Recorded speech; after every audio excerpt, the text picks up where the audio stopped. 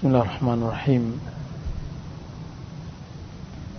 Innal hamdalillah nahmaduhu wa nasta'inuhu wa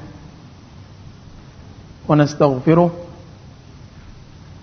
natubu ilayhi wa na'udzu billahi min shururi anfusina wa min sayyiati a'malina. May yahdihillahu fala mudilla lahu wa may yudlil فلا هادي له أشهد أن لا إله إلا الله وحده لا شريك له وأشهد أن محمدا عبده ورسوله صلى الله عليه وعلى آله وصحبه وسلم تسليما كثيرا.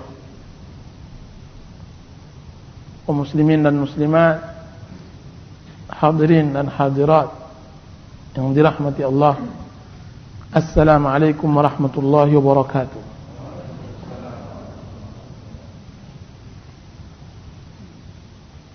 Allah Subhanahu wa taala berfirman, ya ayyuhalladzina amanu kutiba alaikumus shiyam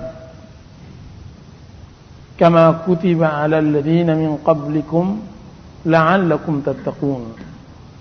Hai orang-orang yang beriman, diwajibkan terhadap kamu berpuasa sebagaimana diwajibkan terhadap orang-orang sebelum kamu. Jadi berpuasa adalah sunnah Allah Subhanahu wa taala terhadap umat Islam dan terhadap umat-umat terdahulu. La'allakum tattaqun, agar kalian bertakwa kepada Allah Azza wa Jalla. Berpuasa tujuannya adalah la'allakum tattaqun, mudah-mudahan kalian bertakwa kepada Allah. Jadi Ramadan adalah pembelajaran. Puasa pada bulan Ramadan adalah pembelajaran. Belajar bagaimana kita bertakwa kepada Allah Azza wa Jalla. Belajar bagaimana meningkatkan iman. Belajar bagaimana kita beribadah kepada Allah Azza wa Jalla dengan cara yang baik. Belajar bagaimana bermuamalah dengan Allah. Dan alangkah banyaknya orang tidak pandai bermuamalah dengan Allah Azza wa Jalla. Belajar bertakwa, dan alangkah banyaknya orang yang tidak tahu bagaimana cara bertakwa kepada Allah Azza wa Jalla.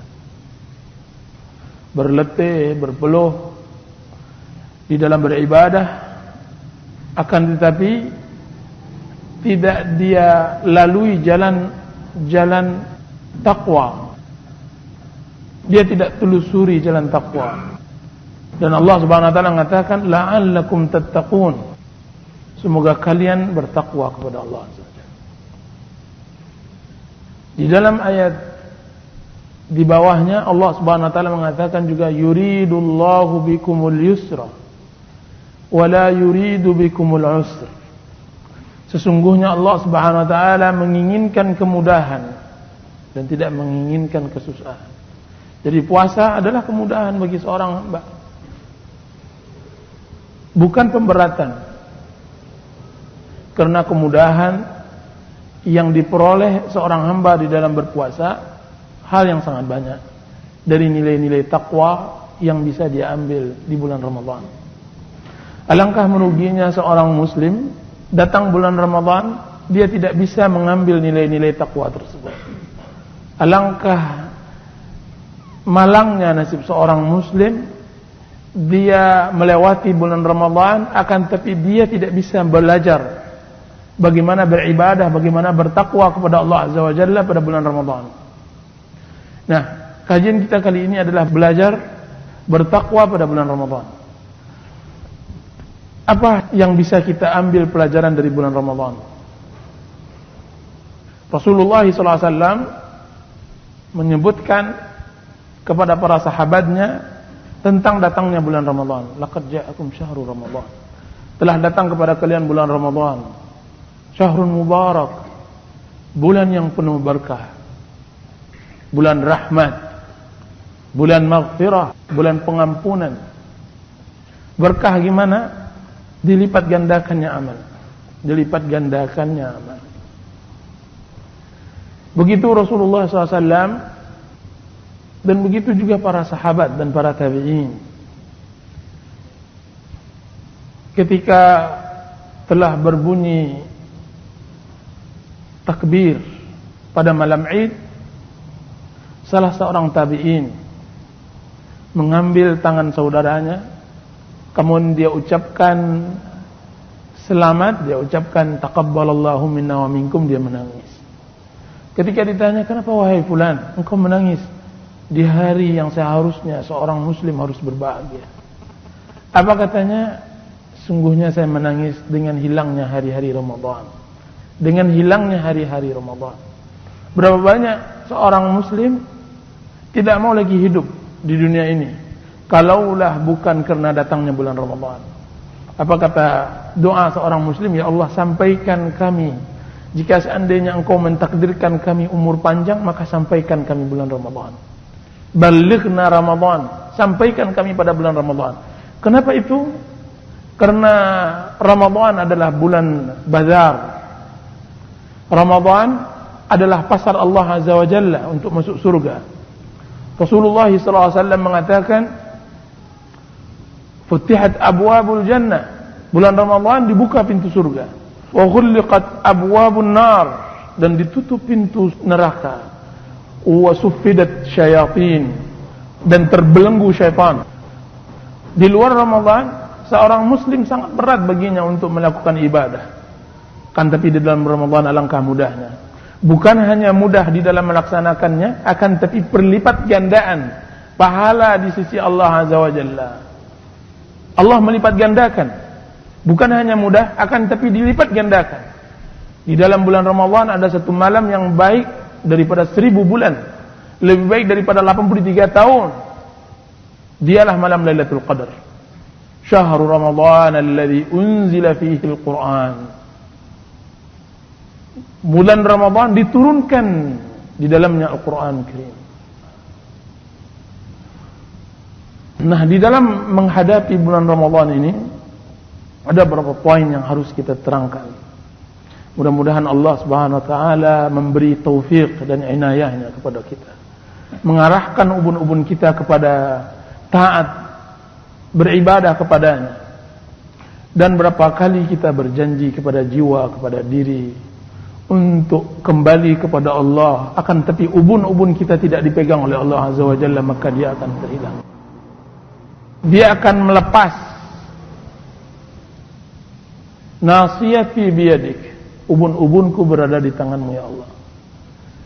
Dalam doa lain, la takilni ila nafsi tarfata ain.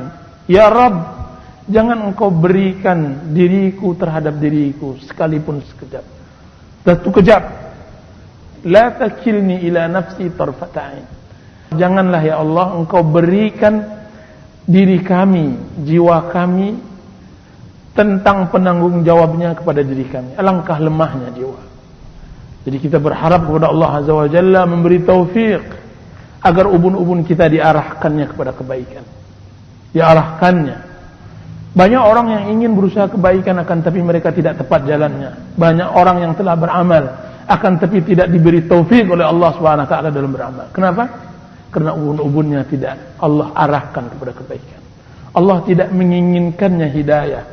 Allah tidak menginginkannya taufik, maka dia tidak mendapatkan taufik. Yang pertama, para ikhwan dan akhwat yang dirahmati oleh Allah Subhanahu wa taala, adalah menghargai masa. Pelajaran yang pertama kita dapat adalah menghargai masa. Allah Subhanahu wa taala mengatakan la'allakum tattaquna ayyaman ma'dudat. Hari-hari yang berbilang. Jadi Ramadan dia adalah hari-hari yang berbilang. Hari yang hanya 30 hari, 4 minggu, 4 Jumat. Orang-orang salaf dahulu ketika masuk bulan Ramadan dan waktu itu mereka tahu bahwa waktu itu sangat terbatas, maka mereka benar-benar melakukan ibadah kepada Allah Azza wa Jalla. Mudah-mudahan dengan 1 bulan ibadah akan tertutupi 11 bulan dosa. Mudah-mudahan dengan 1 bulan ketaatan akan tertutupi 11 bulan kebangkangan terhadap Allah Azza wa Jalla. Mudah-mudahan 1 bulan ketaatan dan kesalehan akan tertutupi dari 11 bulan kita membangkang dan berlaku maksiat kepada Allah Azza wa Jalla. Jadi dia adalah ayyaman ma'dudat, hari-hari yang berbilang yang harus kita gunakan. Jika seandainya seorang muslim dilarang melalaikan waktu pada setiap saat, maka melalaikan waktu pada bulan Ramadan adalah perbuatan bodoh. Jika seandainya seorang muslim dianjurkan untuk menggunakan waktunya dalam ketaatan, maka menggunakan waktu pada bulan Ramadan di luar ketaatan adalah tindakan yang dungu. Dungu, bodoh. Orang yang lemah, orang yang pemalas. 2 penyakit dari 8 penyakit yang harus dijauhi dari sifat seorang muslim. Disebutkan di dalam hadis sahih, Rasulullah SAW bersabda, Al-kayyisu man dana nafsahu wa amila lima ba'dal maut. Orang yang pintar adalah orang yang mengekang jiwanya dan beramal untuk kematian. Beramal untuk kematian. Semoga Allah Subhanahu wa taala dengan rahmatnya menganugerahkan kita untuk mendekatkan kematian kepada kita. Dan alangkah jauhnya kematian itu di mata kita. Semoga Allah Subhanahu wa taala dengan rahmat dan inayahnya memperdekatkan akhirat di dalam kalbu kita sehingga kita bisa mengamalkannya. Wal ajiz, dan orang yang lemah,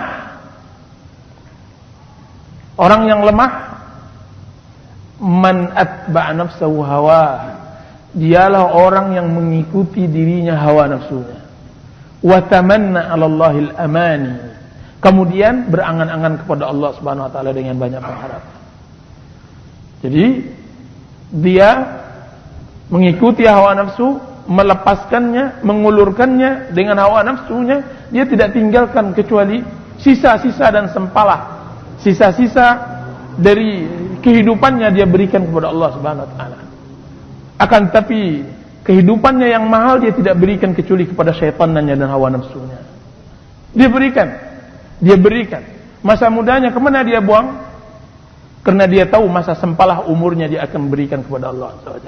Masa mudanya diberikannya kepada hura-hura. Kecantikan dan keindahannya kemana dia berikan? Kepada syaitan, kepada hawa nafsu, kepada pemuasan diri, kepada ammaratun bisu. Akan tapi kepada Allah Azza wa Jalla dia berikan kepada sebelah waktunya. Di waktu pagi, di waktu siang, di waktu sore, waktu-waktu yang sangat berharga, kemana dia berikan kepada Allah Azza wa Jalla? Kemana dia berikan? Kepada sesuatu yang tidak bermanfaat. Kalaupun dia mencari rizki, akan tapi rizki yang tidak pernah diniatkan untuk akhirat. Sehingga lepas kontrol, semuanya dihalalkan dan semuanya dimakan. Akan tapi ketika mata sudah mulai mengantuk, badan sudah mulai letih, mulai membaca Al-Quran. Baru membaca Al-Quran. Satu ayat, ketika ayat dibaca oleh seorang muslim tersebut, tidur mengantuk, tinggal mengantuk. Dia hanya berikan ketaatannya kepada Allah Azza wa Jalla hanya sempalah. Bagaimana dia akan mendapatkan surga yang luasnya seluas langit dan bumi? Jannah arduhas samawati wal ardh. Allah Subhanahu wa taala mengatakan wasari'u ila maghfiratin min rabbikum wa jannah. Bersegeralah kalian kepada pengampunan dari Allah Azza wa Jalla dan surga. Jadi masa ini yang harus benar-benar digunakan. Barang siapa yang telah Allah Subhanahu wa taala disebutkan oleh para ulama bahwa manusia itu terbagi berapa macam dalam umurnya.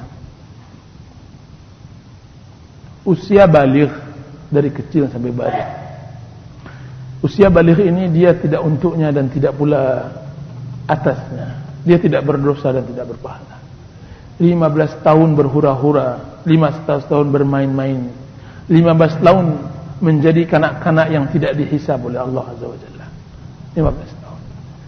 Setelah itu inti masa 15 sampai 40 tahun.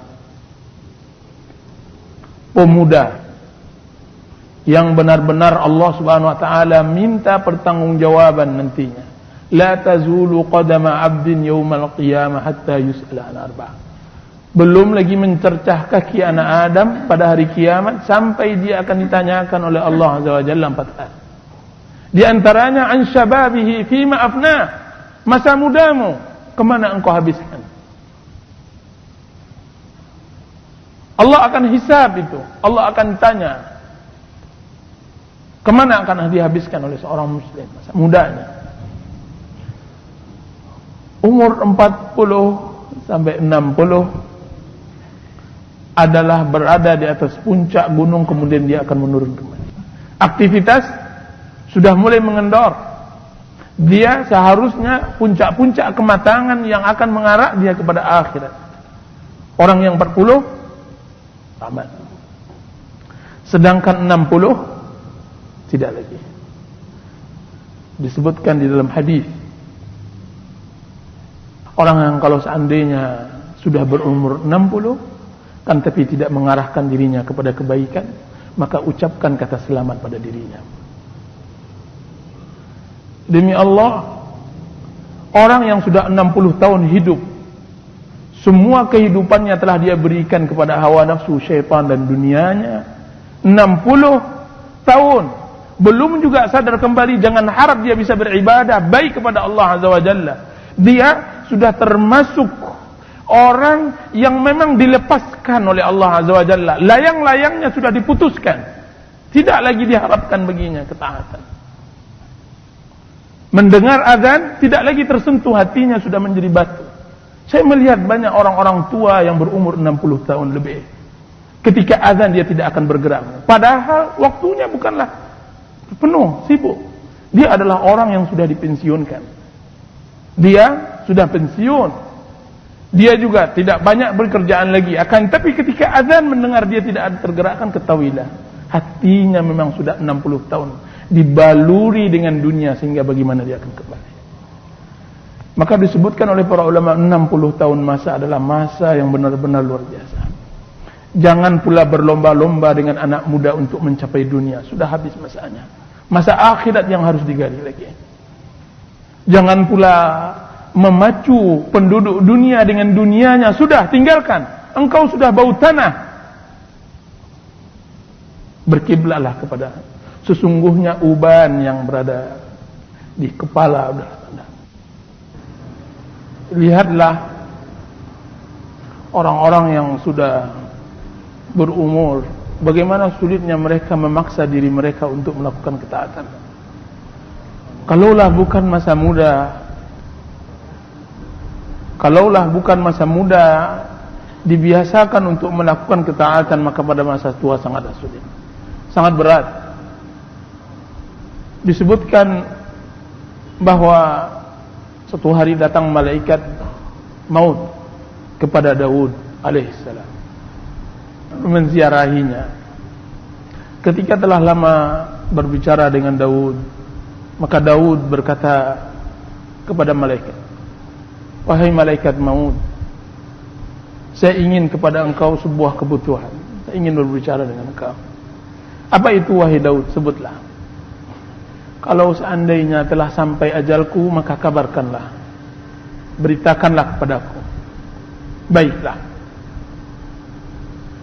saya akan beritakan dan saya akan kirimkan utusan kepada engkau. Ketika sampai ajal Daud, datanglah malaikat maut. Apa kata Daud alaihissalam? Wahai malaikat maut, bukankah engkau telah berjanji ketika akan dekat datang ajalku, engkau akan mengirimkan 1 atau 2 utusan?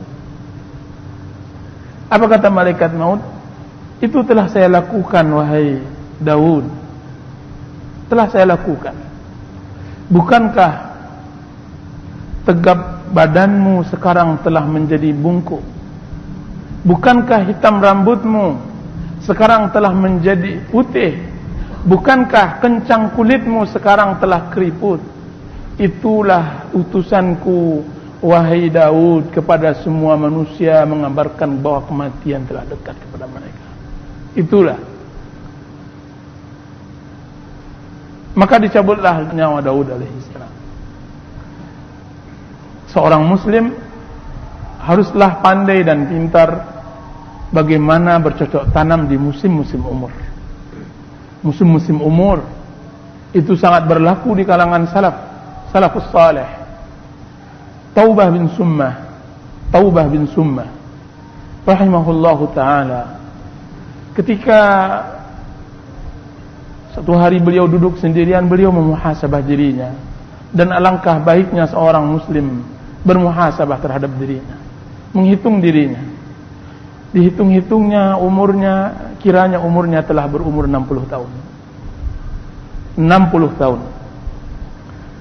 Dikalikannya hari-hari dalam setahun, maka jumlahnya semua menjadi 21.500 hari. 21.500 hari. Kemudian dia katakan, kalau seandainya saya melakukan dalam satu hari satu dosa, berarti dosaku 21.500 dosa.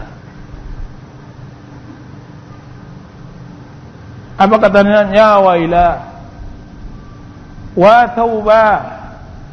Alangkah merananya taubah, alangkah sengsaranya taubah bertemu dengan Sang Khaliq Azza wa Jalla dengan 21.500 dosa. Itu jika seandainya dia taubah melakukan satu dosa dalam satu hari. Bagaimana jika seandainya dalam satu hari melakukan 10.000 dosa, kemudian dia pingsan, kemudian dia tidak siuman kembali. Itu Taubah bin Summah. Taubah bin Summah rahimahullahu ta'ala. Jadi muhasabah tentang masalah waktu adalah yang penting. Yang kedua yang harus diperhatikan ketika memasuki bulan Ramadan adalah memahami bahwa dunia adalah perdagangan, bahwa dunia adalah perdagangan akhirat. Ibnu Qayyim rahimahullah mengatakan, bersiap-siaplah, sesungguhnya Allah Azza wa Jalla telah membukakan pintu bazar, pasarnya kepada kalian. Dia ingin memperdagangkan surganya, yang nantinya kalian akan membelinya dengan diri dan jiwa kalian. Datanglah ke bazar tersebut selagi Zat yang Maha Dermawan, Zat yang Maha Mulia masih membuka pasarnya. Jangan terlambat, jangan salah datang. Selagi dia masih buka, maka datanglah, juallah diri itu. Itulah yang disebut oleh Allah Subhanahu wa taala dalam surah At-Taubah, "Innallaha ashtara minal mu'minina anfusahum wa amwalahum bi anna lahumul jannah." Sungguhnya Allah Subhanahu wa taala telah membeli jiwa dan harta seorang mukmin bagi mereka surga. Yuqatiluna fi sabilillah, berjuang di jalan Allah. Fayaqtuluna wa yuqtalun, sampai berjuangnya mati-matian, dia membunuh ataupun dibunuh. Wa'dan alaihi haqqan fit Taurati wal Injili wal Qur'an, janji Allah di dalam Al-Qur'an dan Taurat dan Injil.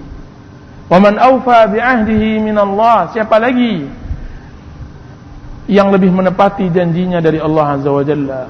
Fastabshiru, berbahagialah dengan perjual beli kalian tersebut. Bibai'ikumul ladzi bay'atum bih, dzalika huwal fawzul 'adzim. Itulah kemenangan yang sangat besar. Jadi Allah Subhanahu wa taala membukakan masa-masa bazar adalah masa-masa dunia yang kita lewati. Itulah masa bazar tersebut. Ketika nyawa telah sampai di kerongkongan, maka tidak dibina taubat dan amal lagi. Apalagi ketika sudah sampai di alam barzakh, maka tidak ada amal. Semuanya hanya jaza, balasan. Hatta idza ja'ahul maut qala, sampai datang kepadanya kematian, baru dia mengatakan, ya Allah, aku kembali. Rabbirji'ni, ya Allah, kembalikan aku untuk beramal saleh. Tidak ada lagi. Umur yang Allah telah berikan engkau, kemana engkau hilangkan? Waktu, kesehatan, kelapangan, kemana engkau buangkan? Fa idza faraghta fansab, kalau seandainya engkau lapang, tidak ada pekerjaan, maka bersungguh-sungguh dalam beribadah. Alangkah banyaknya waktu yang kita sia-siakan. Kita sering kali menjual waktu dengan semurah-murahnya. Kan tapi Allah Subhanahu wa taala mengatakan, fa idza faraghta fansab, kalau seandainya Anda lagi pensiun, kalau seandainya Anda lagi cuti, fansab, beribadahlah. Fansab, beribadahlah kepada Allah Azza wa Jalla. Kalau Anda lagi ada Sabtu Ahad, fansab, beribadahlah kepada Allah Azza wa Jalla. Ini di masa dunia adalah perdagangan.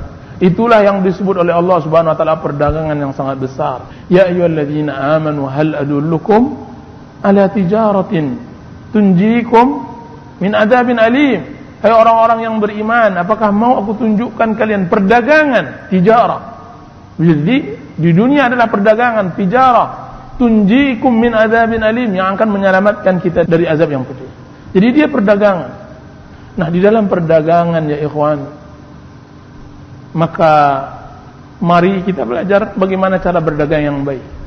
Cara berdagang yang baik adalah menjaga modal. Kalau seandainya kita hendak ingin berdagang, berhati-hatilah dengan modal. Modal adalah inti perdagangan. Kalau seandainya hilang modal, maka hilang juga perdagangan, tidak berdagang orang. Kalau seandainya Anda ingin meletakkan sebuah modal Anda atau modal Anda kepada sebuah usaha, lihat modal tersebut apakah akan berkurang atau bertambah. Kalau kan berkurang modal Anda untuk dalam sebuah bisnis dan usaha, lebih baik jangan berdagang. Cukupkan dengan modal tersebut, makan. Kan tapi kalau kan berdagang kan tapi akan mengurangi modal, maka jangan. Begitu kita beribadah kepada Allah Azza wa Jalla. Iman yang ada sekarang ini pada setiap muslim adalah modal. Apa yang sekarang Anda dapatkan dari keimanan, saya maksud bukan Islam, akan tapi iman. Sejauh mana kecintaan Anda kepada Allah dan Rasulnya, sejauh mana semangat Anda terhadap Islam, sejauh mana keinginan Anda untuk menanam kehidupan akhirat, itu dah iman. Iman itu kalaulah akan mengurangi modal yang Anda miliki untuk berteman kepada orang lain, untuk beribadah pada lain, maka janganlah beribadah. Di antara perdagangan akhirat yang seperti ini adalah perdagangan amal bid'ah. Bid'ah dapat mengurangi iman, bukan hanya menghilangkan pahala amal itu sendiri, akan tapi dapat menghilangkan iman dan menguranginya. Kalau kan kita akan buat bid'ah pula, bagus jangan beramal. Dan sebelumnya syirik jauhi syirik. Bid'ah adalah perdagangan yang akan merugikan. Orang yang bodoh saja yang akan mengantarkan dirinya kepada bid'ah. Orang yang tidak pandai berdagang saja yang akan berbuat bid'ah. Sama dengan perdagangan akhirat, orang yang berlaku bid'ah, mereka adalah orang yang perdagang yang merugi. Itu yang disebut oleh Allah Subhanahu wa taala, muslim yang pintar adalah muslim yang berdagang yang tidak pernah merugi. Muslim, perdagangan yang tidak pernah merugi, dialah perdagangan seorang mukmin dan muslim kepada Allah Azza wa Jalla di atas ilmu dan iman. Tijaratun lan tabur, dalam surah An-Nur, perdagangan yang tidak pernah merugi. Akan tapi jika seandainya tidak punya ilmu dan iman, maka dia akan merugi selalu.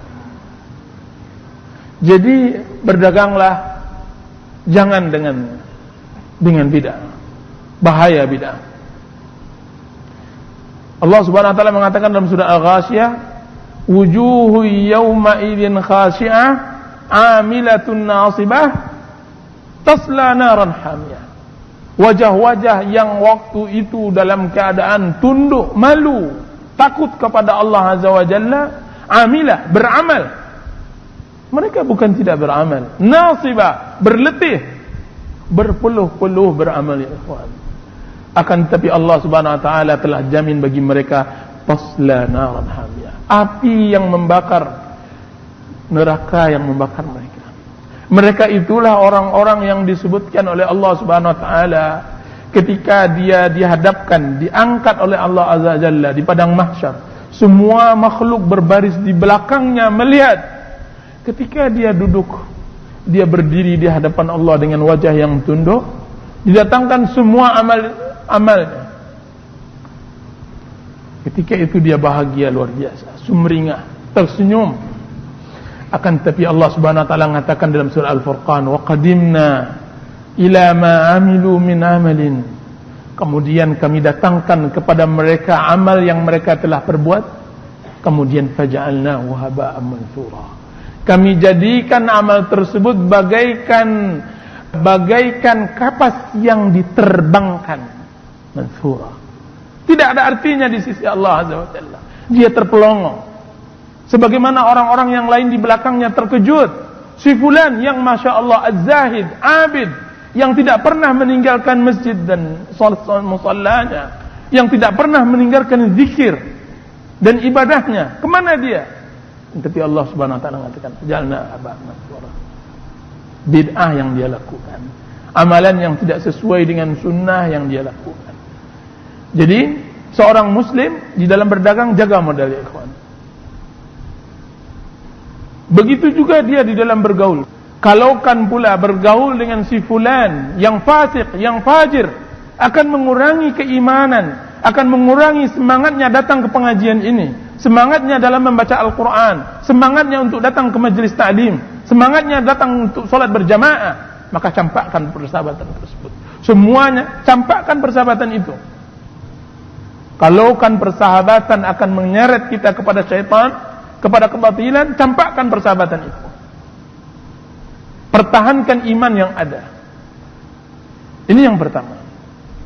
Di dalam perdagangan juga, seorang muslim atau seorang pedagang tentu dia akan melihat bagaimana menggunakan modal yang sedikit mendatangkan untung yang sangat banyak. Modal yang sedikit, untung yang sangat banyak.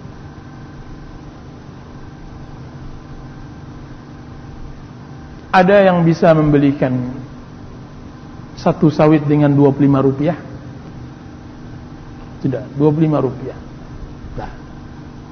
Ada yang bisa berikan saya mercy dengan 100 rupiah? Mercy? Tidak ada. Akan tapi perdagangan akhirat ada, ya ikhwan. Perdagangan akhirat yang telah kita sia-siakan ada. Kita rela untuk menjemput banyak amal di dunia. Kita rela berkeliling hanya untuk mendapatkan keuntungan dunia. Kan tapi akhirat kapan kita berpikir seperti itu? Apa? Rasulullah SAW mengatakan as-sadiqul masduq, orang yang jujur tidak berdusta. As-sadiq al-masduq, orang yang jujur dan tidak boleh didustakan. Dia mengatakan kata-kata subhanallah adalah ghursun fil jannah. Subhanallah, kata-kata subhanallah adalah tanaman korma di surga. Tanaman korma di surga. Dan kata-kata subhanallah lebih murah daripada 25 rupiah. Rasulullah SAW mengatakan dalam hadis sahih, sebagaimana yang diriwayatkan oleh Abu Hurairah, satu ayat yang dibaca oleh seorang muslim lebih berharga daripada onta gemuk. Onta gemuk seharga dengan mercy. Pernahkah kita ketika orang berpacu dengan kita dengan dunia dan kita kalah, kita kalahkan dia dalam masalah akhirat? Apa kata seorang ulama? Kalau seandainya Anda melihat orang bersaing dengan Anda dengan dunia dan Anda kalah, kalahkan dia tentang masalah akhirat. Kita ini semuanya Masya Allah, si fulan sudah sampai begini, si fulan kapan kita berpacu-pacu tentang akhirat? Fastabiqul khairat wasari'u ila maghfiratin min rabbikum. Kapan kita iri dengan seorang muslim yang telah bertambah hafalannya? Kapan kita iri dengan seorang muslim yang banyak ibadahnya? Kapan kita iri dengan seorang muslim yang mempunyai kesempatan untuk belajar din, agama, untuk mempertajam ibadahnya kepada Allah Azza wa Jalla? Tidak pernah itu ada iri. Kenapa? Karena akhirat memang tidak pernah hadir dalam kehidupan kita. Akhirat sangat jauh, padahal dia dekat. Hari ini belum tahu siapa yang akan kembali. Apakah dia kembali dengan keluarganya, dengan senyuman, atau dia kembali dalam keadaan dipangku oleh orang? Tidak tahu. Dia sangat dekat. Begitu dekatnya akhirat, kita tidak tahu apa yang dilakukan. Akan tapi seorang muslim hendaklah akhirat berada di pelupuk matanya. Kaum muslimin dan muslimat yang dirahmati oleh Allah Subhanahu wa taala, di dalam perdagangan hendaklah seorang muslim mencari modal yang ringan untuk mendapatkan keutamaan yang banyak. Membaca Al-Quran, bertasbih,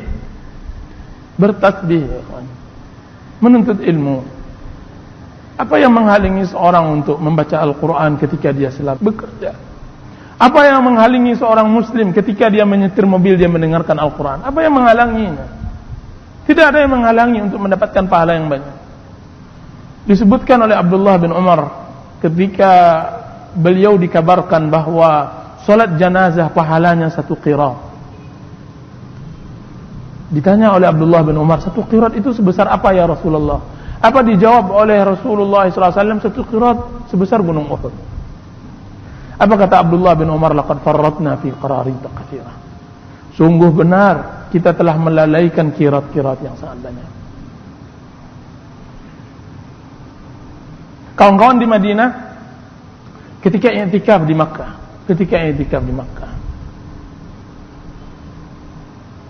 ketika enak bergurau, enak bermain, enak berbicara, salah seorang mereka mengatakan, duduk, ayo berdiri. Salat 2 rakaat. 2 rakaat sama dengan 100.000 pahala di luar masjid, di Masjidil Haram. Kesempatan bagi kita 4 tahun. 4 tahun 200.000. Kalau seandainya Anda melakukan salat dengan khusyuk, dengan tangis, dengan air mata, rasanya dekat akhirat, dekat Allah SWT. Di tempat itu, maka akan Anda berleha-leha berapa puluh tahun untuk melakukan satu salat. Bagaimana pula kalau seandainya Anda bisa melakukan salat fardu, Anda bisa melakukan salat dan ibadah pada Allah Azza wa Jalla pada pusat pahala. 200.000 ya ikhwan. Saya kali-kalikan salat dengan khusyuk di Masjidil Haram dengan di Masjid Akramun Nas. Sama halnya saya berletih-letih 100.000 kali salat di sini. Allah berikan di sana. Kita sia-siakan, subhanallah. Akan tapi itu tidak menghalangi seorang muslim. Seorang muslim tidak menghalangi baginya tempat dan keadaan. Yang menghalanginya adalah himmah dan kemauan. Yang menghalanginya adalah himmah. Ya ikhwan, ketika kita meninggalkan kota yang syarat dengan pahala tersebut, terus terang kita sedih. Dan kita satu sisi sedih dan takut. Karena Rasulullah SAW mengatakan sesungguhnya Madinah menghilangkan orang-orang buruknya sebagaimana kikir menghilangkan kotoran besi. Kita takut kira kalau seandainya yang kita, ya Allah, saya ini ada orang yang terusir karena saya tidak orang yang baik, satu sisi. Atau kadang-kadang, ya Allah, kapan lagi saya bisa beribadah seperti ini? Akan tapi ketahui bahwa di negeri kita juga banyak ibadahnya. Berdakwah di jalan Allah di negeri ini jauh lebih baik daripada dakwah di sana. Alangkah banyaknya orang yang perlu kita beri hidayah. Alangkah mudah. Berapa waktu yang lalu saya bertemu dengan salah seorang ikhwan, sama-sama tamat dengan saya. Kemudian dia mengatakan bahwa syekhnya, ya syekh juga, syekh kita juga, dia Masya Allah, dakwahnya Masya Allah. Berapa kali dalam seminggu? Sekali dalam seminggu. Masya Allah. Saya katakan, ustaz kecil di daerah kami itu dakwahnya 5 kali dalam seminggu. Subhanallah. Apa katanya? Saya sekarang ya akhi S3. Tidak satu pun dalam hari saya berdakwah kepada Allah Azza wa Jalla. Tidak ada lagi yang saya dakwahi orang. Akan tapi ketika dia di sini, subhanallah, berapa banyak Anda tinggal duduk orang akan hadir. Kenapa tidak mau berdakwah kepada Allah Azza wa Jalla? Berdakwah tidak harus duduk seperti ini. Berdakwah kapan saja. Rasulullah SAW mengatakan, diriwayatkan oleh Ali bin Abi Thalib, li ayyahdiyallahu bika rajulan wahidan. Li ayyahdiyallahu bika rajulan wahidan khairun laka min humrun na'am. Satu orang yang engkau beri dapat hidayah, engkau bawa ke masjid ini. Satu orang yang engkau beri hidayah lebih baik daripada dunia dengan segala isinya. Lebih baik daripada unta merah. Khairun minad dunya wa ma 'alaiha. Dan itu tidak sangat luar biasa di daerah ini. Berapa banyak orang-orang yang berangan, kawan-kawan yang sekarang masih berjihad, berbelajar belasan tahun, mereka iri dengan keadaan kita. Mereka belajar, akan tapi belum bisa beramal. Kita berdakwah. Itu di antara hal-hal yang menyejukkan hati. Kalaulah di tempat ini berdakwah juga tidak bisa, dan juga tidak bisa beramal, dan juga tidak bisa beribadah, maka celakalah tempat ini. Kita harus cari tempat lainnya sehingga kita bisa menyelamatkan akhirat kita. Kita mencari tempat lain supaya bisa menyelamatkan kehidupan kita. Akan tapi di sini adalah perjuangan jihad di jalan Allah ya ikhwan. Jihad, kita berihtisab, kita berharap mendapatkan ganjaran dari kesusahan yang ada di daerah dan negeri kita ini. Banyak hal yang harus kita gali di sini. Dan bulan Ramadan adalah tempatnya. Bulan Ramadan nanti akan saya kabarkan apa yang harus kita bisa lakukan bagi seorang muslim pada bulan Ramadan. Belajar dari sana untuk nanti kita semai pada bulan-bulan yang lainnya. Anda bisa melakukan hal itu semua. Tidak mutlak antara seorang dai dan semacamnya. Di antara berdagang yang paling hebat adalah Anda duduk, minum, bertelekan bersama istri dan anak-anak di atas kursi goyang, sedangkan duit Anda diputarkan oleh orang dengan putaran yang samanya. Sedangkan Anda telah meletakkan mesin pencetak uang di mana-mana. Anda duduk begini. Tidak maukah antum semua seperti itu dalam masalah akhirat? Itu ada dalam masalah akhirat. Ada itu di akhirat ya ikhwan. Bukan tidak ada. Anda bercumbu dengan istri akan tapi pahala Anda mengalir dari yang lainnya, apakah tidak mau? Seperti itu. Tidak maukah seorang muslim dia mendapatkan nikmat akan tapi pahala juga mengalir seperti air di sungai. Yang tinggal hanya kemauan. Itu ada di dalam kehidupan akhirat. Rasulullah sallallahu alaihi wasallam mengatakan, "Idza mata ibnu Adam inqata'a amaluhu illa min thalath." Jika seandainya mati anak Adam, terputuslah amalnya kecuali 3 hal. Sedekah jariyah, ilmin yuntafa'u bih, aw waladin salihin yad'u lahu. Sedekah jariyah, ilmu yang bermanfaat, anak yang saleh. Dia sedang di alam kubur, akan tapi pahalanya masih berputar. Mesin-mesin pencetak uangnya masih berjalan, sedangkan dia itu pun dia bisa di dunia, dia masih di dunia, akan tapi mesin pencetak uangnya ada di dunia. Dan itu 3 hal. Makanya Rasulullah SAW 2 orang yang seharusnya diirikan. 2 orang yang seharusnya diirikan. Ithnani maghmumani indan nas. 2 hal yang seharusnya diirikan oleh manusia. Orang yang diberikan oleh Allah Subhanahu wa taala harta, kemudian diinfakkan harta pada siang harinya dan malam harinya. Dia tebarkan harta supaya harta tersebut menjadi mesin pencetak amal, ibadah padanya. Dia berleha-leha, kan tapi amalnya tidak. Orang mencetak amal untuknya. Infaklah yang dia berikan ke masjid, wakaflah yang dia berikan ke masjid, kan tapi dia coba lihat. Aw ilmin yuntafa'u bih, ilmu yang bermanfaat, ilmu yang dia berikan kepada orang, kemudian dilaksanakan, dia akan mendapatkan pahala yang serupa tanpa dikurangi 1 rupiah pun. Rasulullah SAW mengatakan, "Man dalla 'alal khairi kafa'ilih." Barang siapa yang menunjukkan kebaikan, maka seperti pahalanya seperti orang yang mengerjakannya. Menunjukkan kebaikan adalah sebuah tindakan yang bisa dilakukan oleh semua muslim. Menunjukkan kebaikan kepada seorang muslim, mengarahkannya kepada kebaikan Islam, dia sama mendapatkan pahala sama. Man dalla 'alal khair. Apalagi jika seandainya dia masuk ke dalam amal yang sekarang lagi tren bisnisnya adalah bisnis piramid, apa yang istilah sekarang ini, multi level marketing, MLM. Saya mengajarkan 100 orang. 100 orang mengajarkan di bawahnya 100 akan berjumlah 1 juta. 1 juta mengajarkannya, menjadi pahala terus mengalir kepada yang pertama. Subhanallah. Pahala yang sangat luar biasa. Yang mengesetnya, sentuhan tangannya, maka setiap detik-detik yang dilalui anak tersebut dalam kebaikan, orang tuanya akan mendapatkannya. Walad saleh. Maka begitu mulianya seorang muslim di dalam membina rumah tangganya, karena dia tahu bahwa anak-anaknya adalah aset akhirat baginya, aset akhirat untuknya.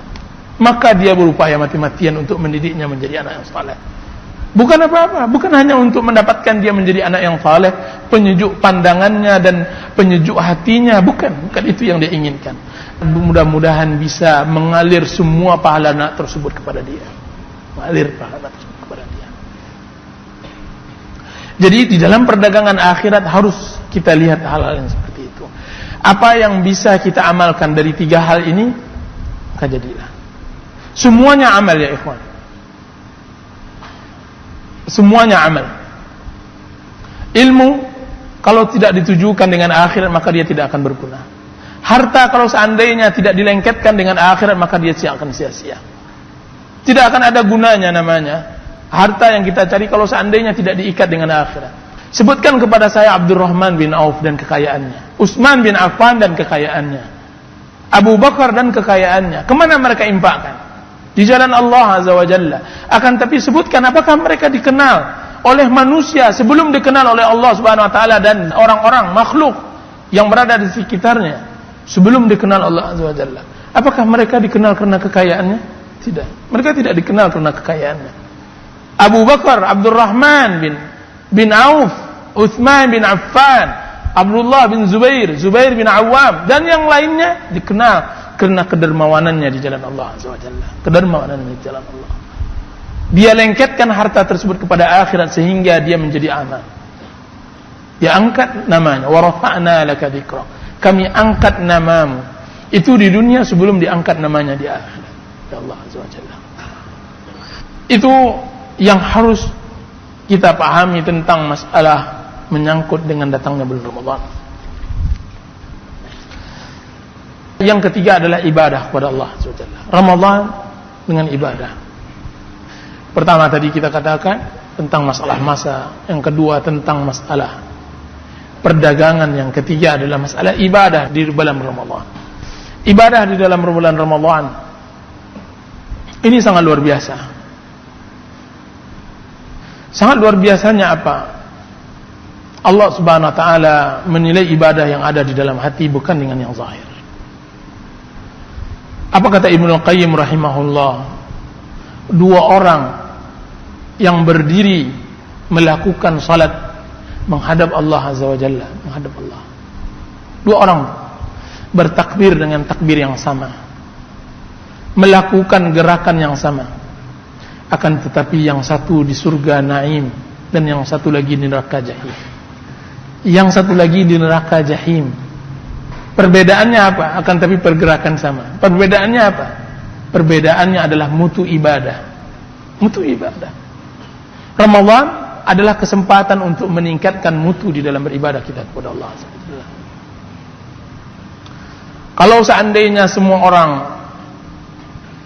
setiap bertambah waktu dia naik pangkat, setiap pegawai ketika dia bertambah waktu dia naik jabatan dan semacamnya, setiap mahasiswa bertambah masa dan belajar dia menaik tingkat, maka kita seharusnya juga menaikkan tingkat dalam beribadah kita kepada Allah SWT. Ini harus. Kalau seorang muslim tidak mempunyai cara untuk meningkatkan, maka celakalah dia. Alangkah sengsara, berletih masuk dalam pengajian 20 tahun, 30 tahun, akan tapi pahalanya juga hanya itu saja, tidak pernah meningkat di sisi Allah Azza wa Jalla. Sangat mubazir, letih. Sama dengan orang yang sibuk, dia sibuk pula, akan tapi ketika orang membentangkan keuntungannya, dia membentangkan hal-hal yang kosong. Tidak, dia bentangkan kiranya dia berdagang berleha-leha, kiranya dia bekerja berleha-leha. Dia sangka orang berpeluh, dia berpeluh pula. Orang beribadah kepada Allah Azza wa Jalla, akan tapi dia hanya sangka dia butuh hanya peluhnya saja. Dia sangka gerakan yang sama akan mendapatkan pahala yang sama. Subhanallah. Tidak, gerakan yang sama tidak akan membuatkan pahala yang sama. Jangan menjadi bergerak yang sama, akan tapi pahala tidak dapatkan yang sama. Ini mubazir. Dan bukan hal itu saja, alangkah sedih dan malangnya nasib seorang muslim kalau seandainya gerakan boleh sama, pukulan pengajian boleh sama ya ikhwan. Pukulan pengajian boleh sama. Bahkan bukan bisa saja berlebih, akan tapi hasil. Yang hadir di sini bisa saja setiap minggu ada, dan alhamdulillah semuanya hadir. Akan tapi yang memahami belum tentu juga. Begitu juga dalam beribadah. Ibadah boleh saja seorang muslim beribadah berletih sebulan penuh. Akan tapi yang akan mendapatkan malam Lailatul Qadar, yang akan mendapatkan pengampunan dari Allah Azza wa Jalla, tidak semuanya pasti. Nah, pernahkah kita tanyakan diri dan kita sentuh diri kita untuk kapan wahai jiwa, kapan wahai diri engkau kembali kepada Allah Azza wa Jalla? Kapan engkau tingkatkan? Kapan engkau beri semangat? Kapan motivasi ada pada diri engkau untuk bisa berpacu? dengan orang-orang yang saleh yang telah dahulu.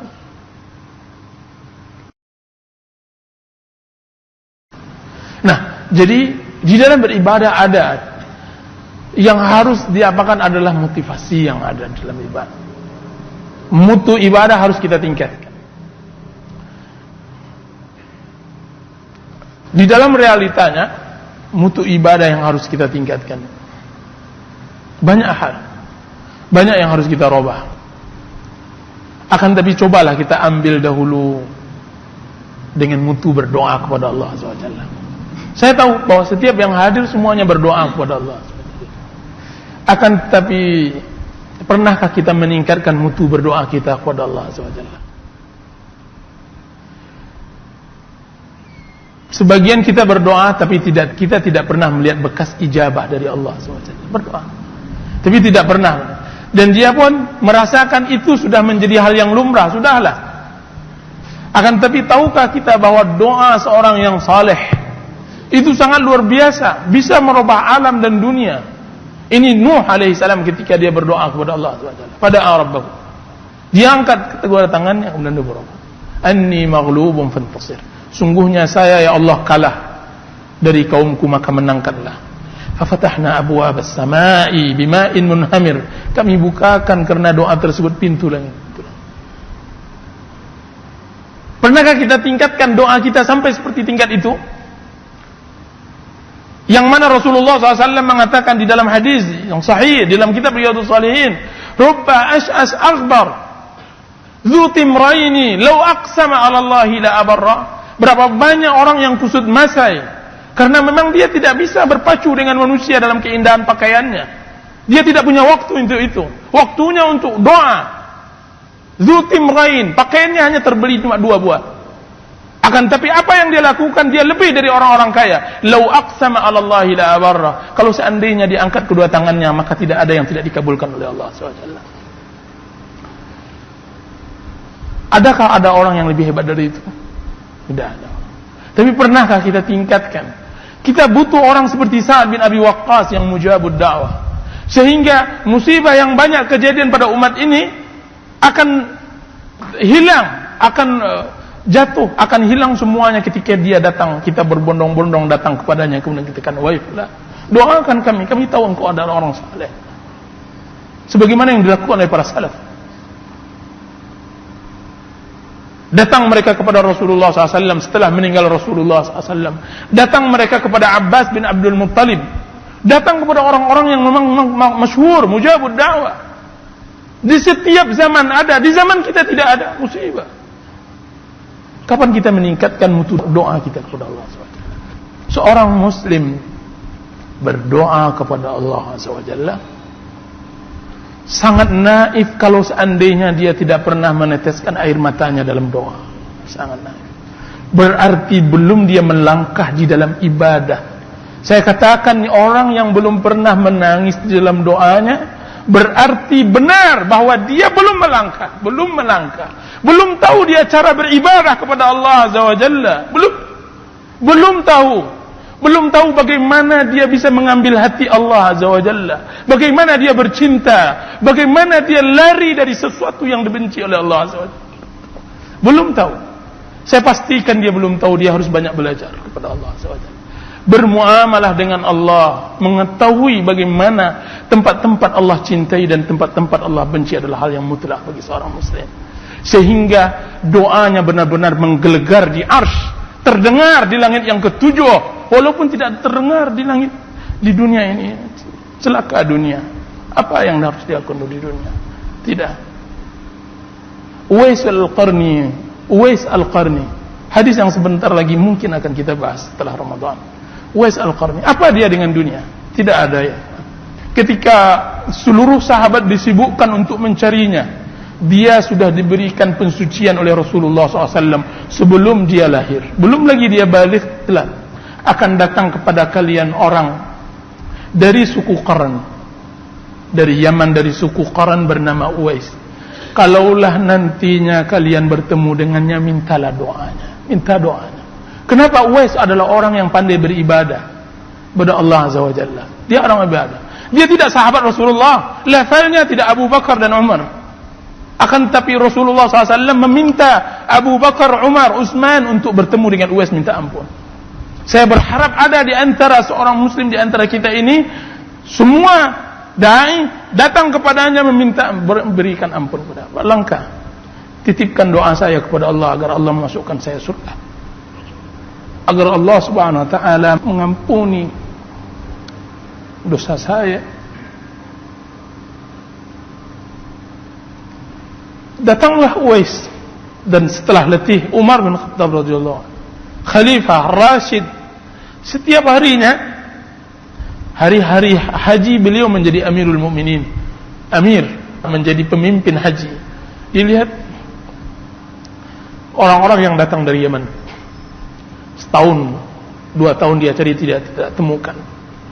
Di tahun setelah berapa tahun, maka dia baru mendapatkan sebersih berita, secercah berita tentang Uwais setelah berletih bertahun-tahun karena perintah Rasulullah SAW. Apa yang terjadi? Datanglah dia. Apa kata orang-orang Yaman? Akan datang memang orang Qarn, dari suku Qarn, kabilah Qarn. Mudah-mudahan engkau akan mendapatkan jawaban engkau, wahai Amirul Mukminin, kepada mereka. Tiba-tiba memang benar datang suku Qarn kepada Umar bin Khattab radhiyallahu anhu. Kalian dari Qarn? Ya, benar Amirul Mukminin. Siapa di antara kalian yang bernama Uwais? Apa kata pemimpin mereka? Rasanya dalam jumlah kami sebanyak ini tidak ada yang bernama Uwais, Amirul Mukminin. Tidak ada. Tapi cobalah tanya di belakang. Dia orang pesuruh kami, orang yang membersihkan piring, orang yang memberikan makan unta. Kayaknya dia bernama Uwais. Kayaknya dia bernama. Coba lihat bagaimana keterasingan Uwais. Orang yang selama ini membawanya tidak tahu namanya karena tidak dikenal. Datang kepadanya Umar, mulai terbersih berita al-akhfiya, orang-orang yang tersembunyi, terselip di bumi Allah Azza wa Jalla. Al-atqiya, orang yang bertakwa, yang lebih baik daripada setengah penduduk bumi mungkin, insyaallah taala. Dia datang kepada Uwais. Uwais, apa kata Uwais Al-Qarni? Tidak akan tetapi pengembala onta dan pesuruh orang. Coba lihat bagaimana ikhlasnya Uwais, pengembala onta dan pesuruh orang. Tidak, engkau bernama Uwais? Iya, ibu saya memberikan saya Uwais. Bukalah baju engkau. Bukalah. Kenapa wahai Amirul Mukminin? Bukalah, saya ingin melihat. Dibukalah oleh Uwais. Perutnya dilihat, kiranya ada sebesar dirham bekas penyakit sopak yang menimpanya. Dia berdoa kepada Allah. Akhirnya Allah sembuhkan penyakit tersebut kecuali sebesar dirham yang tersisa di perutnya. Dipeluknya oleh Amirul Mukminin, orang yang saleh tersebut, orang yang lebih baik dari semua orang yang menginjak di atas bumi tersebut, kecuali dari kalangan sahabat Rasulullah SAW. Dipeluknya, kemudian dia mengatakan seperti anak kecil memohon kepada ibunya, doakan saya wahai Uwais, doakan saya wahai Uwais, mintakan ampun saya kepada Allah SWT. Itu Umar. Siapa Umar? Yang pahalanya dan amalnya, jasanya memenuhi dunia dengan segala isinya. Jasanya memenuhi dunia dengan segala isinya. Dia minta istighfar kepada Allah Azza wa Jalla. Apa kata Uwais? Ingin menyembunyikannya juga. Kalau seandainya dia bisa menyembunyikan dirinya sampai kepada bumi yang ketujuh, maka dia akan lakukan. Dia mengatakan, ya Amirul Mukminin, wahai Umar, engkau Umar bin Khattab, engkau Faruq, engkau yang digelari oleh Rasulullah SAW Faruq. Saya apa? Dan saya pula yang akan mendoakan engkau? Tidak, saya tidak akan mendoakan engkau. Apa kata Umar? Tidak. Akan tetapi berikanlah saya doa kepada Allah Azza wa Jalla. Didoakan oleh Uwais. Istighfar. Diistighfarkan oleh Uwais. Allahumma ighfir li Umar. Ya Allah, ampunkan Umar ya Allah. Maka Umar pun menciumnya dan memeluknya.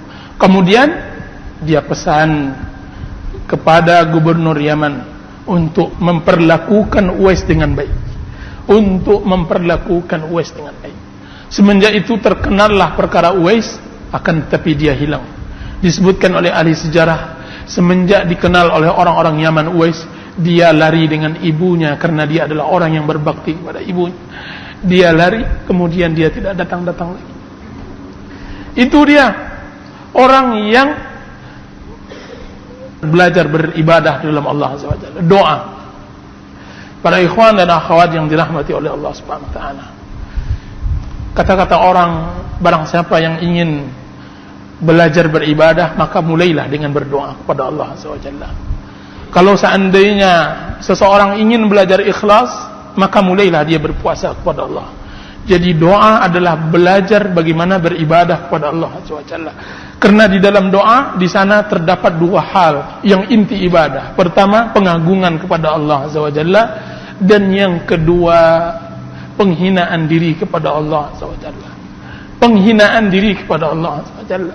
Menghinakan diri, kemudian mengagungkan Allah Azza wa Jalla. Itu inti dari doa yang harus kita belajar di dalam berdoa kepada Allah. Kaum muslimin yang dirahmati oleh Allah, di dalam berdoa, seorang muslim di dalam berdoa kepada Allah SWT, dia harus meletakkan dirinya tidak ada artinya di sisi Allah. Kemudian dia harus membesarkan dan mengagungkan Allah. Makanya mudah bagi orang awam di dalam tempat-tempat berdoa bersama mereka jatuh, mereka menangis, mudah. Kenapa? Karena doa adalah paling mudah, awal dari ibadah yang benar, awal dari cara beribadah sehingga bermutu di sisi Allah Azza wa Jalla. Bagaimana kita tidak menangis di hadapan Allah ketika kita menggunakan ucapan Nabi Adam alaihi salam di dalam doanya? Dia mengatakan, Rabbana zalamna anfusana wa illam taghfir lana wa tarhamna lanakunanna minal khasirin. Rabbana, ya Allah, zalamna, kami telah menzalimi diri kami. Menzalimi diri kita. Kami telah menzalimi diri kami, ya Rabb, dengan maksiat, menzalimi diri dengan pembangkangan kepada Allah SWT. Allah menyuruh kita beribadah, kita malah mengikuti hawa nafsu. Wa illam taghfir lana,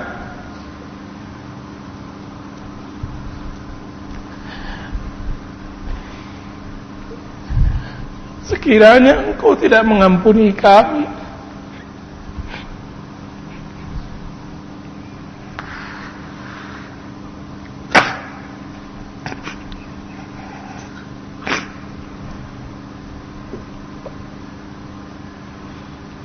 sekiranya Engkau tidak mengampuni kami, niscaya kami orang merugi. Siapa pula yang dapat mengampuni kami?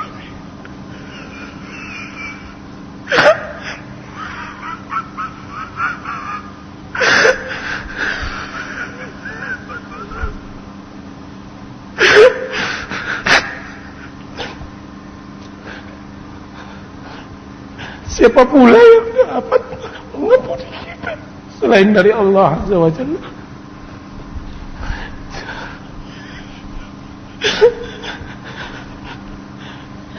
Makhluk Allah Azza wa Jalla selain kita sangat banyak, akan tetapi kita tidak memiliki kecuali Allah. Kalaulah kita memiliki ilah selain dari Allah, kita akan cari.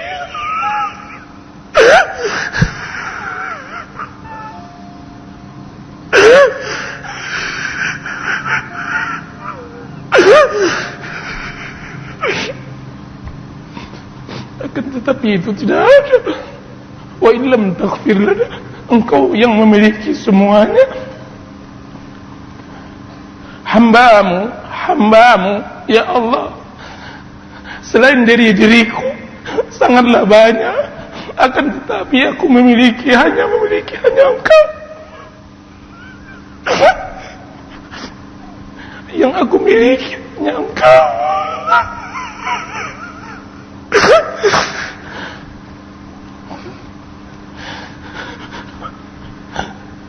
Ketika seorang muslim berdoa begitu, pintu langit mana yang tidak terbuka untuknya? Pendengaran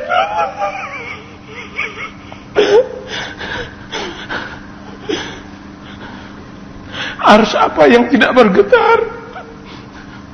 Maka Allah akan mendengar. Maka cukuplah satu doa itu yang akan mengantarkannya kepada kebahagiaan di dunia dan di akhirat. Cukuplah satu doa dari jutaan doa yang hamba. Satu doa yang terangkat dalam setahun. Akan tetapi bermakna, berarti, benar-benar bermakna dan berarti. Dia akan membawakan kebahagiaan di dunia dan di akhirat. Kalaulah itu yang kita lakukan, maka saya yakin, maka berarti kita sudah belajar beribadah kepada Allah Azza wa Jalla. Kita telah belajar beribadah kepada Allah. Berarti seorang muslim ketika dia telah melakukan hal itu, maka tidak ada lagi yang dia takutkan kecuali Allah. Tidak lagi amal kecuali dia akan membawa pahala yang sangat besar. Pahala yang sangat besar.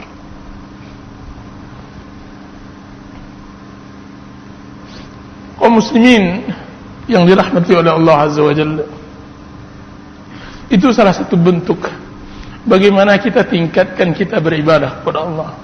Masih banyak hal yang perlu kita tingkatkan. Membaca Al-Quran. Saya tidak sembunyikan,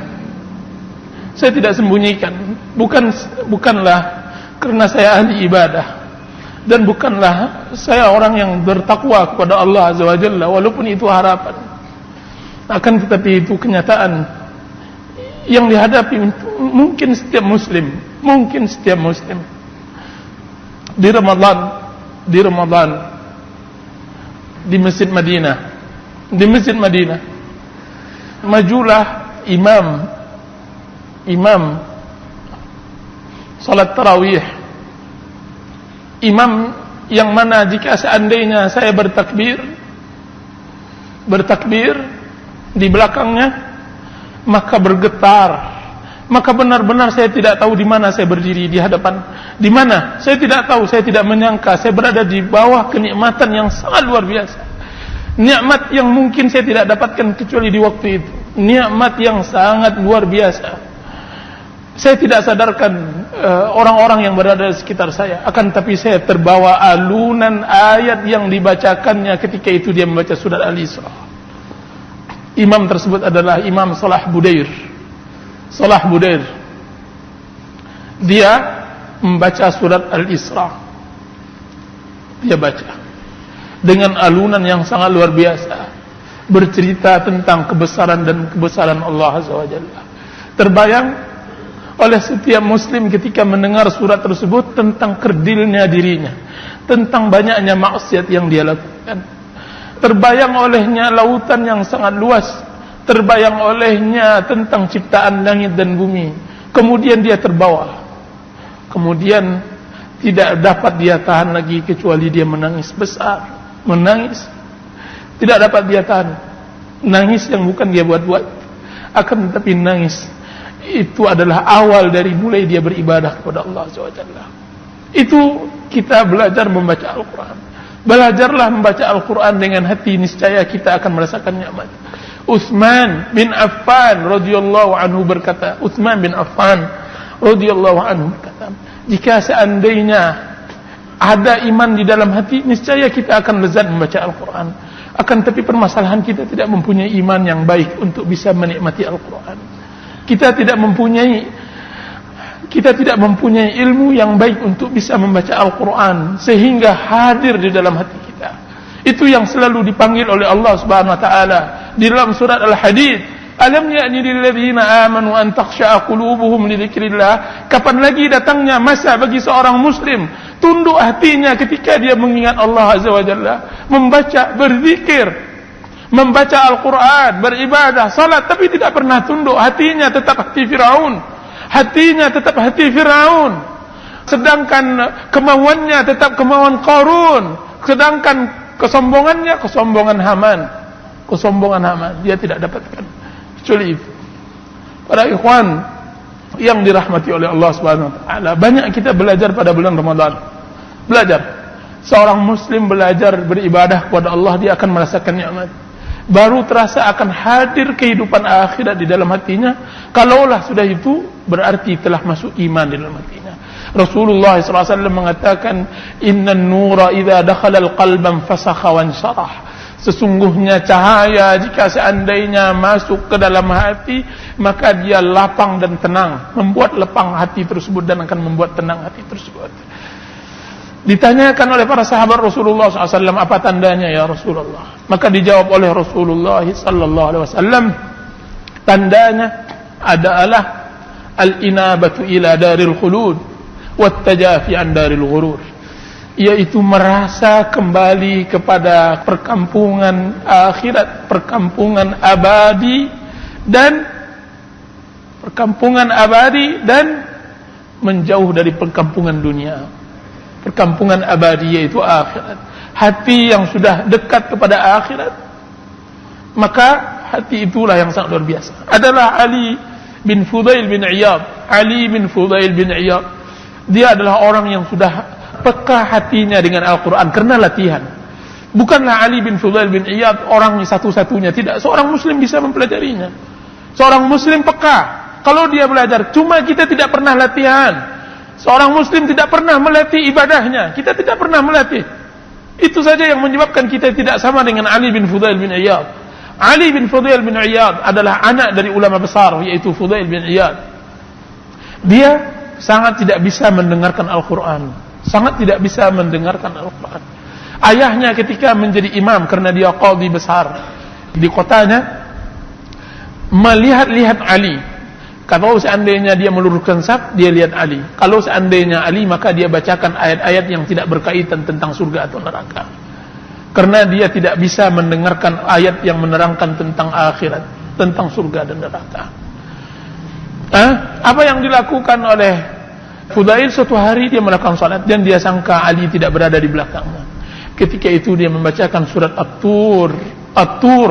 Dia bacakan surat At-Tur. Ketika sampai di satu ayat yang sangat menggugahnya, berteriak Ali bin Fudail bin Iyad, dan dia berteriak histeris. Kemudian dia jatuh. Setelah selesai orang salat dibangunkan, akhirnya dia tidak bangun. Maka disebutlah Ali bin Fudail bin Iyad sebagai orang yang disebut qatilul Quran, orang yang terbunuh karena Al-Quran. Orang yang terbunuh karena Al-Quran. Dan dia muda. Dan ini ribuan para tabi'in, saya tidak katakan satu orang, dua orang, ribuan. Ketika mereka dibawa kepada pandai besi, mereka pingsan. Banyak di antara mereka, di antaranya Rabi' bin Khuzaim ketika dibawa kepada pandai besi, dilihatnya api, kiranya bukanlah api yang dia lihat, akan tapi hadir di matanya api neraka. Kemudian dia pingsan, tidak sadarkan hari kecuali 2 atau 3 hari. Muhammad bin Munkadir, satu hari dia sakit. Anak-anaknya dan istrinya semuanya menangis. Sudah lama dia tidak hadir ke masjid karena sakit. Datanglah kepadanya salah seorang sahabatnya yang dia cintai. Cinta karena Allah Azza wa Jalla, persaudaraan di antara karena Allah Azza wa Jalla.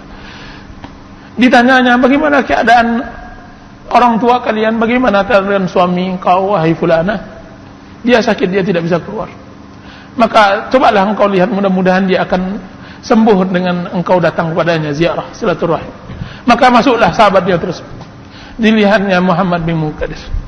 Kemudian dia tanya, wahai fulan, wahai Muhammad, apa gerangan yang membuat engkau sakit? Apa katanya? Wahai fulan, yang membuat saya sakit tidak lain dan tidak bukan berapa hari yang lalu saya membaca Al-Quranul Karim. Saya membaca Al-Quran, terus saya melewati sebuah ayat yang membuat saya sakit. Apa kata kawannya? Apa kira-kira ayat yang engkau baca tersebut? Maka dikatakan oleh Muhammad bin Munkadir ayat Allah Azza wa Jalla yang mengatakan amma hasibal ladzina istarahu sayyiati an naj'alahum kal ladzina amanu wa amilus salihati sawa'am mahyahum wa mamatuhum sa'a ma yahkumun. Sa'a ma yahkumun. Apakah orang-orang menyangka orang-orang yang berlemuran maksiat, am hasibal ladzina istarahu sayyiat, orang-orang yang bersimbah dosa dan kesalahan sama dengan orang-orang yang berlaku kebaikan, hidup dan mati mereka sa'a ma yahkumun, alangkah buruknya mereka menghukum, alangkah buruknya mereka menghukum.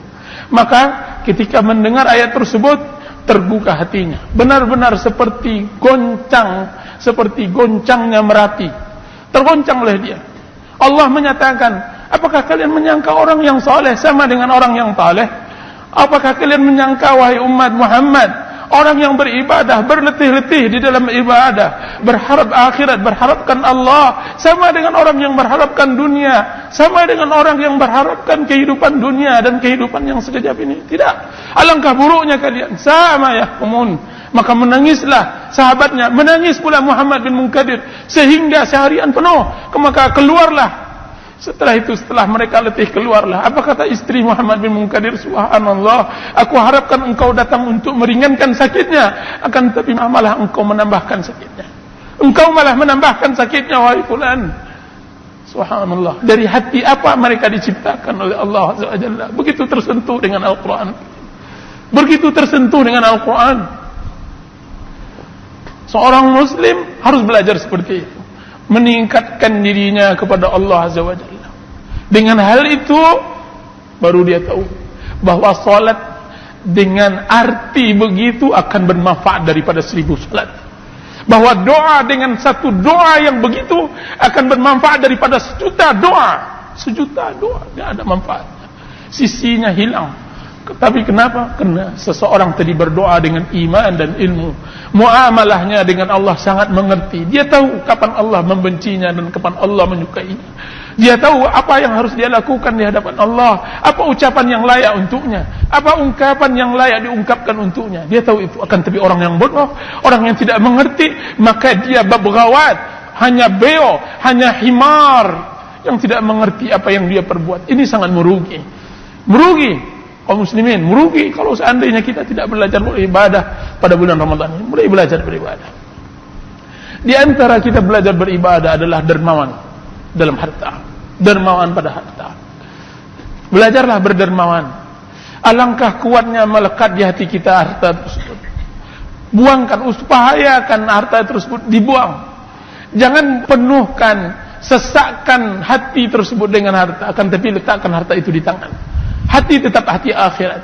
Letakkan itu di tangan harta, akan tapi Anda infakkan.